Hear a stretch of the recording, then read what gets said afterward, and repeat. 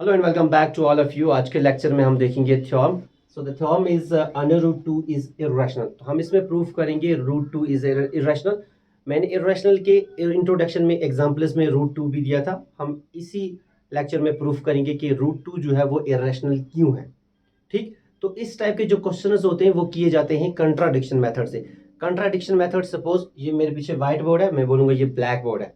ठीक है, तो बाद में हम प्रूफ करेंगे नहीं ये ब्लैक बोर्ड नहीं है, ये व्हाइट बोर्ड है। तो पहले कुछ और बोलेंगे जो हकीकत में ना हो, बाद में हम उसको प्रूफ करें ना ये तो व्हाइट ही बोर्ड है, सपोज अगर हम बोर्ड की एग्जांपल ले रहे हैं तो ये किस मेथड से किए जाते हैं? कंट्राडिक्शन मेथड से। तो ये है इरेशनल, तो हम इसको पहले क्या बोलेंगे? रैशनल। बाद में हम इसको प्रूफ करेंगे क्या? ये तो इरेशनल था। हमारी जो अजम्पशन थी या हमारी जो सपोजिशन थी वो क्या थी? वो रॉन्ग थी। हम इसको पहले क्या करेंगे? हम इसको बोलेंगे कि रूट टू एक रैशनल नंबर है। क्या है ये? Rational number. आप देखते जाएं, आपको ये बहुत इंटरेस्टिंग लेक्चर रहने वाला है। सो प्रूफ, जैसे हम इसको स्टार्ट करेंगे इसी तरीके से सारे जो इरेशनल नंबर से उनको प्रूफ करने के लिए ऐसे इसकी स्टार्ट करनी है। तो let's assume that let us assume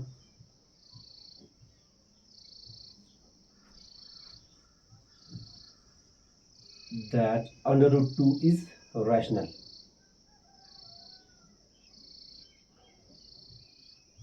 तो हमने क्या अज्यूम किया कि अंडर रूट टू क्या है? रैशनल है। ठीक है, ये कंट्राडिक्शन मेथड के लिए हम इसको कर रहे हैं। तो अंडर रूट टू जो है वो है रैशनल। तो अगर वो रैशनल है तो वो किस फॉर्म में होगा? पी बाई क्यू की फॉर्म में होगा।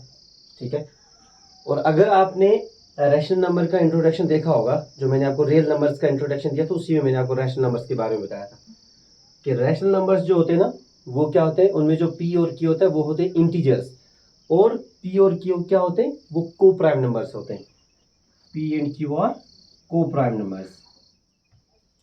अब ये क्यों होते हैं को प्राइम? वहां पे मैंने आपको बताया है, बट प्राइम नंबर्स क्या होते हैं वहां पे भी मैंने बताया, यहाँ पे मैं आपको रिपीट कर रहा हूँ।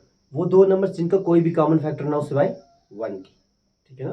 देखो, मैं आपको यहाँ पे बता रहा हूँ कि अगर हमारे पास है 4/6, ये एक रेशनल नंबर है, बट ये स्टैंडर्ड फॉर्म में नहीं है। स्टैंडर्ड फॉर्म में ये कब होगा? देखिए, 2 2 r 4, 2 3 r 6, तो ये आ गया 2/3।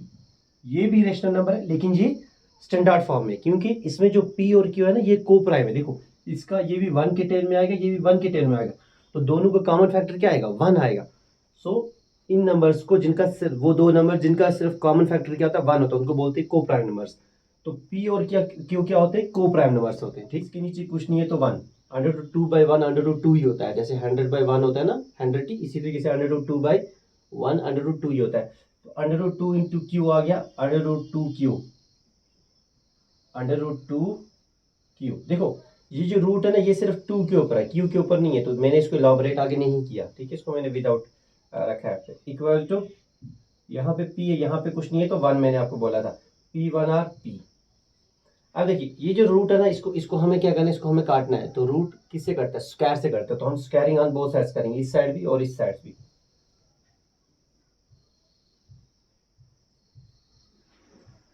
Squaring on both sides.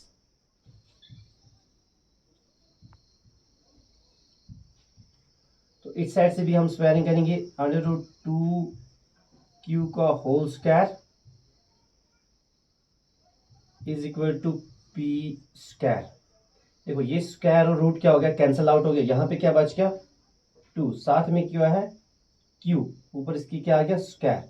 देखो, ये था होल स्क्वायर, मतलब ये स्क्वायर इसका भी था और ये स्क्वायर इसका भी था। इसका स्क्वायर कैंसल आउट हो गया रूट के साथ, तो ये टू ही रह गया। तो इसका स्क्वायर अभी बाकी, इसलिए मैंने यहाँ पे लिखा q square is equal to p square.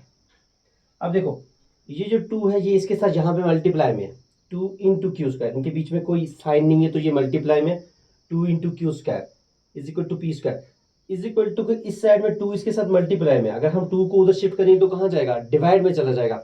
अगर इज इक्वल टू के इस साइड में प्लस में हो तो उधर जाएगा तो माइनस में बन जाएगा, अगर इस साइड माइनस हो तो उधर जाके प्लस में बन जाएगा। इधर अगर इंटू में होगा तो उधर डिवाइड में चला जाएगा, इधर अगर डिवाइड में होगा तो उधर इंटू में चला जाएगा। तो इधर है इंटू में तो वहां किस में जाएगा? ये डिवाइड में चला जाएगा। तो पी स्क्वायर जो है उसको कौन डिवाइड कर रहा है? उसको टू डिवाइड कर रहा है। तो हम यहाँ पे लिखेंगे P square is divisible by two, ये इसके साथ मल्टीप्लाई में यहां से डिवाइड चला जाएगा, P square is divisible by two.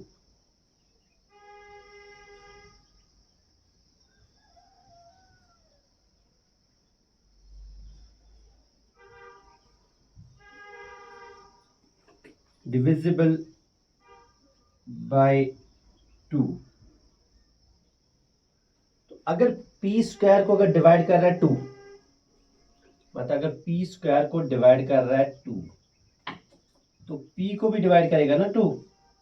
अरे जो इससे पहले जो थ्योरम हमने पढ़ी उसमें तो यही बताया था ना, वहां पे हमने क्या पढ़ा था कि अगर कोई नंबर अगर उसका स्क्वायर है तो उसको कोई नंबर डिवाइड कर रहा है, उस नंबर को विदाउट स्क्वायर भी वो नंबर डिवाइड करेगा, ये हमने थ्योरम में पढ़ा था। अब देखो अगर हमारे पास है टेन स्क्वायर, टेन स्क्वायर को अगर डिवाइड कर रहा है टू, देखो टेन स्क्वायर हो गया 100, 100 डिवाइड बाई टू हो गया, 2 1 और 2 250 और 100, तो एग्जैक्ट डिवाइड हुआ।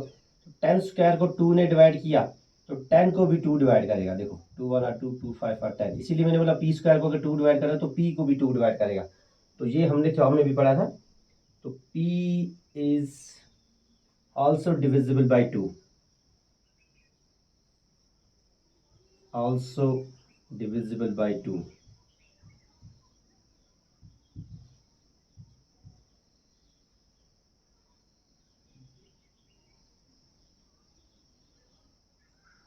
divisible by 2, इसको रखो आप एज फर्स्ट। तो यहां से एक नई चीज हमारे सामने आई है कि p जो है p is also divisible by 2, कि p को डिवाइड क्या कर रहा है, p को डिवाइड कर रहा है 2, ठीक है। अच्छा मुझे बताओ जब p को डिवाइड करेगा 2 तो कुछ ना कुछ वैल्यू आएगा, वो हमें पता नहीं है, तो हम उसको रखते हैं एज c, क्योंकि हमें पता नहीं है, वो कुछ भी वैल्यू आ सकता है, हमें पता नहीं है, तो हम इसको रखते हैं c। अब c क्या है, c एक इंटीजर है, c इज एनी इंटीजर।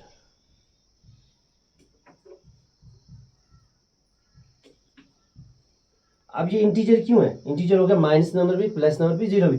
ये जब हम p को हम डिवाइड करेंगे 2 से, इसमें कोई भी नंबर आ सकता है, माइनस भी प्लस भी कुछ भी, इसलिए मैंने इंटीजर रखा, कोई भी नंबर आएगा उसका हमने नाम रखते सी। अच्छा इसके नीचे अगर मैं 1 लगाता हूँ तो सी बाई 1 क्या होता है, सी होता है 1, हर एक नंबर के नीचे 1 होता है, उसकी वजह से वो नंबर एज इट इज रहता है, 100 बाई 1 100 ही होता है। तो यहाँ से देखिए p इंटू 1 आ गया p equal to c into 2 आ गया 2c या c2, एक ही सी बात है, ठीक है। अब देखिए यहाँ पे मैंने जो इक्वेशन फर्स्ट बनाई थी 2q स्क्वायर, यहाँ पे इसके आगे आप यहाँ पे देख लीजिए,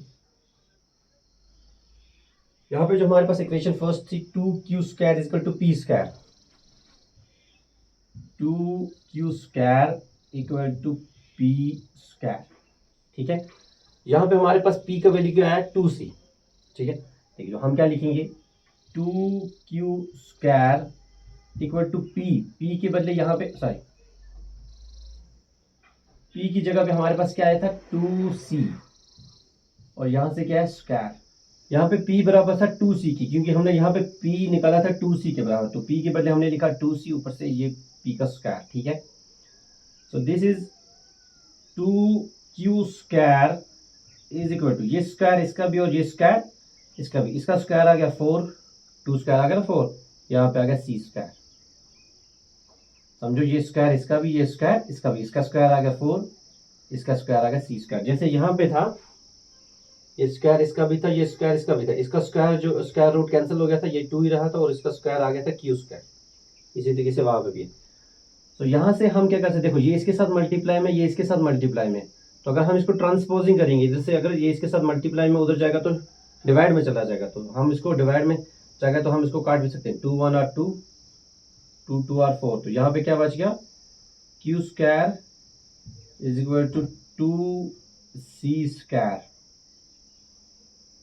q square is equal to 2c square. अब देखो इज इक्वल टू कि उस साइड में 2 जो है वो इसके साथ मल्टीप्लाई में, अगर 2 को हम इधर शिफ्ट करेंगे तो q स्क्वायर के क्या आ जाएगा, डिवाइड में आ जाएगा।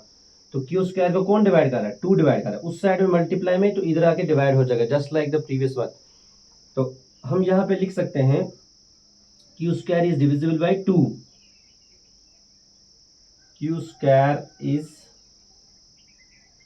Divisible by 2,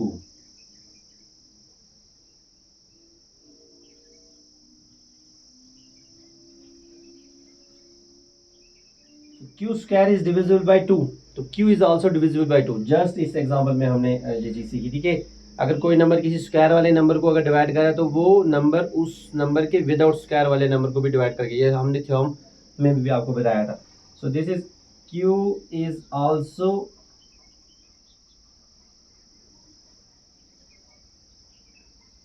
divisible by 2।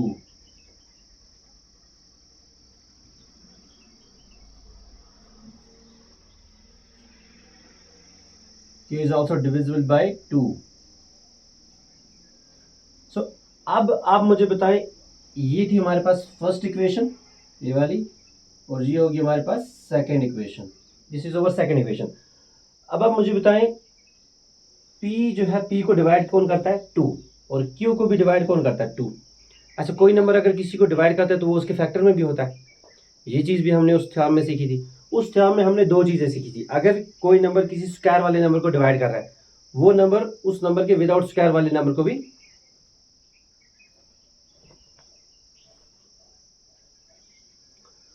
उसमें हमने ये चीज़ सीखी थी कि अगर कोई नंबर किसी स्क्वायर वाले नंबर को डिवाइड कर रहा है तो वो नंबर उस नंबर के विदाउट स्क्वायर वाले नंबर को भी डिवाइड करेगा। एक चीज़ हमने ये सीखी थी। दूसरा हमने उसमें ये सीखा था, अगर कोई नंबर किसी नंबर को डिवाइड कर रहा है तो वो नंबर उसके फैक्टर में भी होगा। Q को डिवाइड कौन कर रहा है? 2, और P को भी डिवाइड कौन कर रहा है? 2। देखो मैं आपको एक चीज़ यहाँ पे बताता हूँ। फॉर एग्जाम्पल वी हैव 20 को डिवाइड कर रहा है 2, तो 2 जो है वो 20 के फैक्टर्स में भी होगा। देखो कैसे, 20 के फैक्टर निकालो, 2 10 are 20, 2 5 are 10, 2 10 are 20, 2 5 are 10 and 5 वाला 5। तो 20 के फैक्टर क्या आ गए? 2 2 5, 2 इंटू 2 इंटू 5। तो 2 जो है वो 20 के फैक्टर्स में भी आ गया। तो इसी तरीके से अगर P जो है वो 2 से डिवाइड हो रहा है तो P के फैक्टर में भी 2 होगा।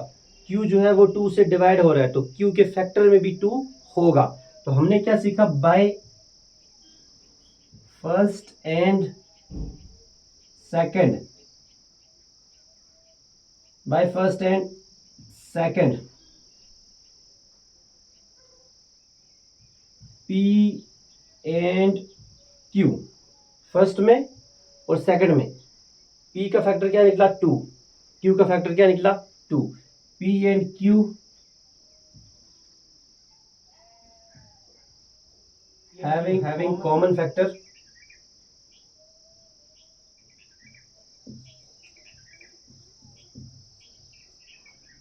Factor of 2। अच्छा, अगर कॉमन फैक्टर 1 आता, क्योंकि P और Q जो है वो को प्राइम है, अगर 1 आता तो ये रैशनल ही होता। बट आया क्या? फैक्टर क्या आया? क्योंकि P और Q जो है वो को प्राइम है तो फैक्टर क्या होना चाहिए था? 1 आना चाहिए था। बट आया क्या? 2। तो दैट मीन्स हमारी जो हमने जो एज्यूम किया था, जो हमारी एजम्पशन थी वो क्या थी? वो रॉन्ग थी। ये ऐसा क्यों हुआ? This contradiction is arisen because of our incorrect assumption. हमने ये जो कंट्राडिक्ट हुआ ना, मतलब 1 अगर रैशनल होता तो 1 आ जाता, बट 1 नहीं आया, 2 आया। तो ये कंट्राडिक्शन इसलिए हुआ क्योंकि हमने रॉन्ग एज्यूम किया था। तो हम यहाँ लिखेंगे this contradiction is arisen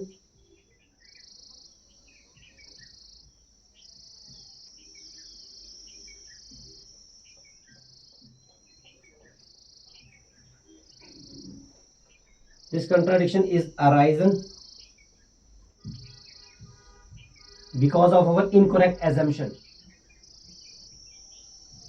Therefore, under root 2 is irrational.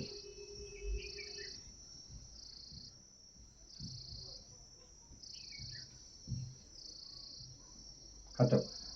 इस टाइप के सारे क्वेश्चन जो हैं वो इसी पैटर्न में करने हैं। So this was all about the today's lecture. Thanks for watching. Have a nice day. Good bye.